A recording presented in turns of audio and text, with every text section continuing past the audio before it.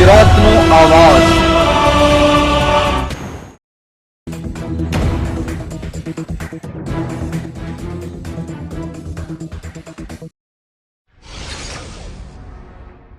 મહીસાગર જિલ્લાના બાલાસિનોરમાં હાથી દાંત વેચવાની પ્રેરવી કરતા 5 ઇસમોને ઝડપી પાડવામાં આવ્યા।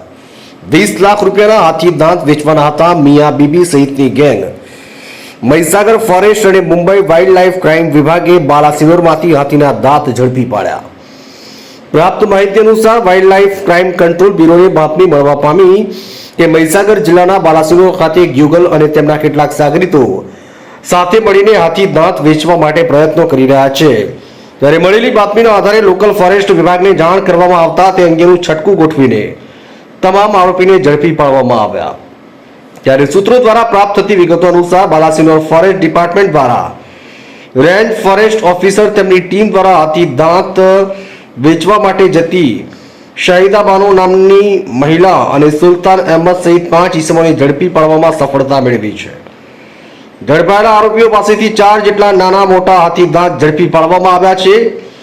ઝડપાયેલ તમામ આરોપીઓ વિરુદ્ધ વન્ય પ્રાણી સંરક્ષણ અધિનિયમની કલમ હેઠળ ગુનો નોંધી આગળની કાર્યવાહી શરૂ કરાઈ છે। વન વિભાગે સ્થાનિક પોલીસને સાથે રાખીને કરવામાં આવેલા ઓપરેશનમાં આરોપીઓના ઘરેથી હાથી દાંત મળી આવ્યા હતા। મહીસાગર જિલ્લો તેમજ બાલાસિનોરમાં ટોક ઓફ ધી ટાઉન બનાવેલા સમગ્ર વિગત આ મુજબ છે।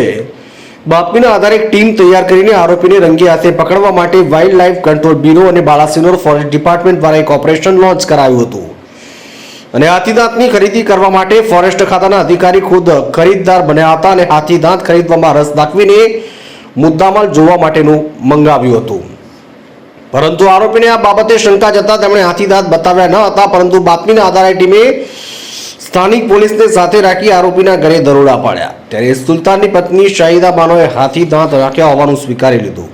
વધુ પૂછપરછ કરતા બીજા 4 આરોપીઓના નામ જાણવા મળતા તમામની ધરપકડ કરાઈ હતી। આરોપીઓ પાસે આ મુદ્દામાલ ઘણા લાંબા સમયથી પડ્યો હોવાનું બહાર આવ્યું છે।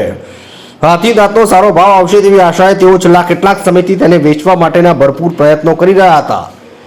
જ્યારે કે ઝડપાયેલા આરોપીઓમાં ઇદ્રીસ મોહમ્મદ શેખ, સમીર શૈફી શેખ, અખ્તર હુસેન તાજ, મોહમ્મદ શેખ, શાહિદા બાનો, સુલતાન શેખ અને તેના શોહર સુલતાન અહેમદ શેખનો સમાવેશ થાય છે। આ ઝડપાયેલા આરોપીઓ પાસેથી આ હાથી દાંત ક્યાંથી આવ્યા તે દિશામાં પણ તપાસ કરવામાં આવી રહી છે।